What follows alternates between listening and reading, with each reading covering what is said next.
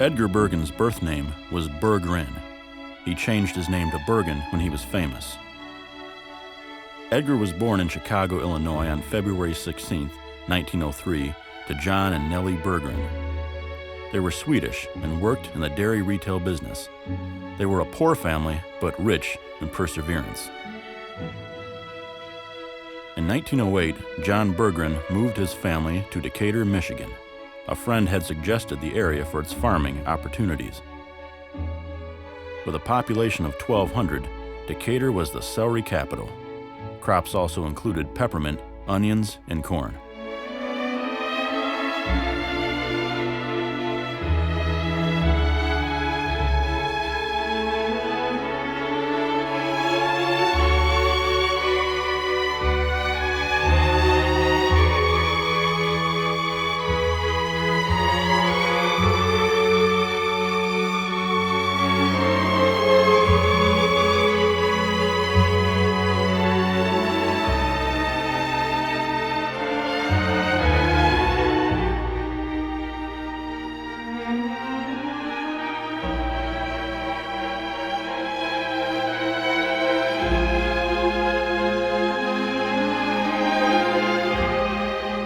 Prior to European settlers, Decatur had been an island of sand surrounded by swamps. Through water drainage, settlers turned the swampland into rich farm fields known as mucklands, named as such for the mucky state of the earth. According to E.L. Woodhams, in a 1938 article for the Sugar Beet Journal, the mucklands were veritable gardens of Eden.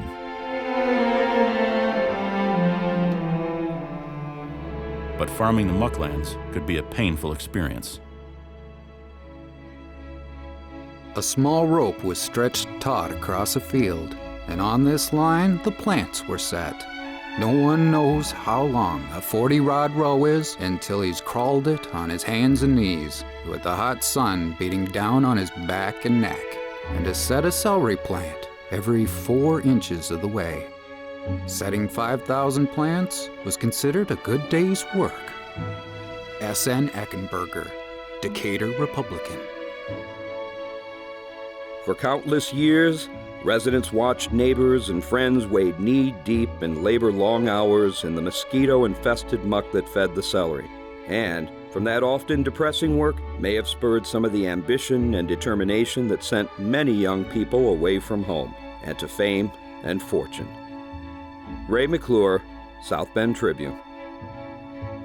Perhaps Edgar Bergen had similar thoughts while he was working in the mucklands.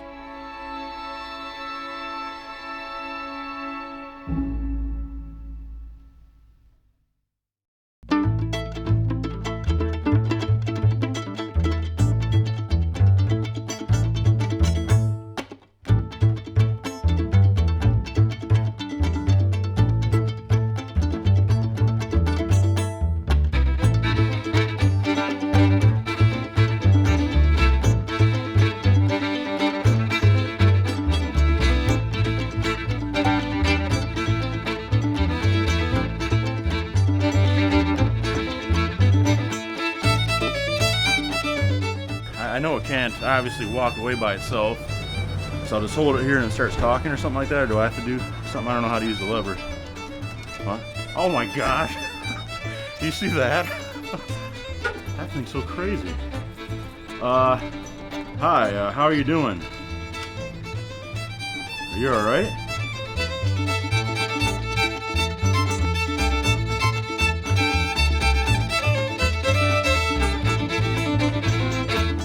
You're a sissy, you're a sissy, you're a sissy, you're a sissy, you're a sissy, sissy, sissy, sissy, sissy, sissy, you're a sissy, sissy, sissy, sissy.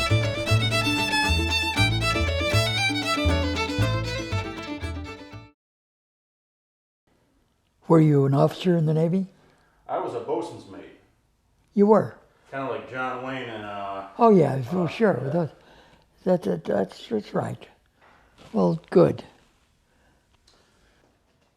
Sad hearts. They want to be picked up. That's why pictures are made. It's a lot like what you said in Babes in Arms, like we're the ones that are going to make you laugh and cry. Well, no, but I think people cry too much today. For real. I think that we need more musicals and something happy to see.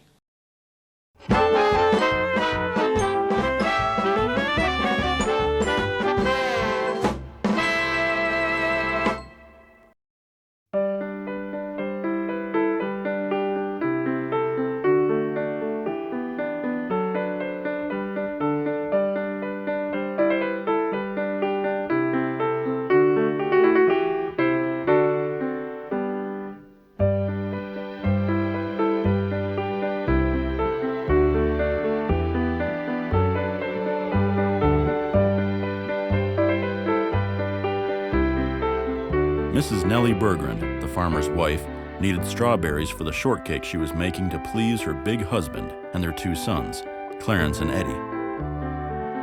The farmer was busy in the cattle bar stripping his cows, for milk must be delivered, come sundown, to his customers, the staid, solid folk of Decatur, Michigan.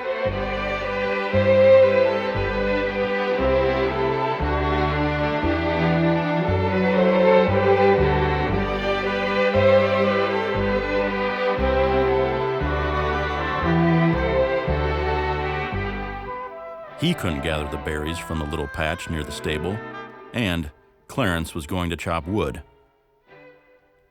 So there was none left for the chore but Eddie, who was a master architect, mason, and glazier for castles in Spain and palaces built on daydreams with spires in the clouds.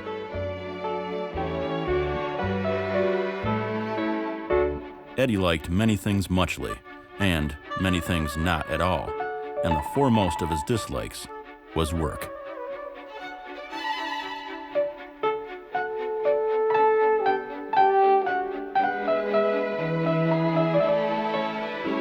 Why are you playing cards? Who plays cards in the middle of the day? Mom's gonna be really mad at you, and I'm gonna tell her. You need to. Why? You're ignoring me. Mom would not handle this.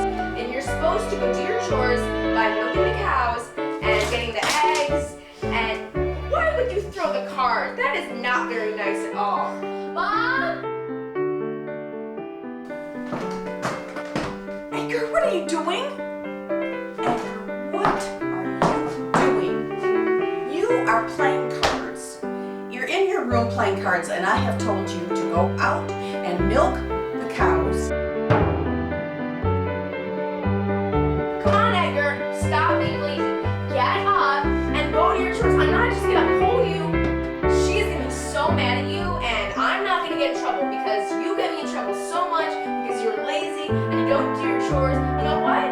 Don't get up. Fine, just lay on the ground. We'll use reverse psychology on you, and then maybe if we tell you not to get up, you'll get up. Mom? It's the middle of the day, for crying out loud. What do you think you're doing? You should be more afraid of me, young man. Go out and do your chores like your brother. Your brother's out there doing them now. You need to do it too. Mrs. Bergen knew that work was good for a boy. It was writ that a man must live by the sweat of his brow. She thought it out and called Eddie, "You, Eddie," like that. She handed him a little wooden basket and told him to make tracks to that berry patch and hurry back before her sponge cake burned.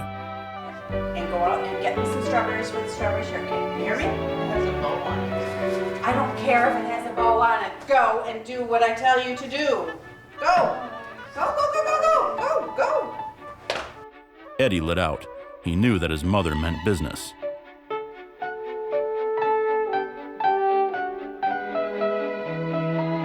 But the cake burned and the supper beans got wrinkled and soggy. There were no berries for the cake, for there was no Eddie.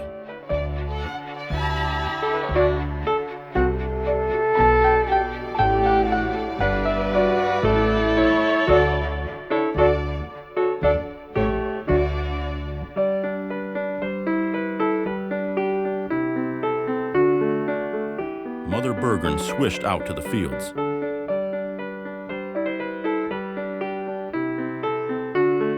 Eddie was just resting there, staring at the sky. What are you doing now? Nothing, just sitting here thinking. Thinking? Yes'm, the boy said, thinking about inventing a machine that will pick strawberries. Mrs. Bergen restrained herself. Great land of Goshen, Eddie! You are lazy! Someday you'll try to invent a machine to do your thinking and talking.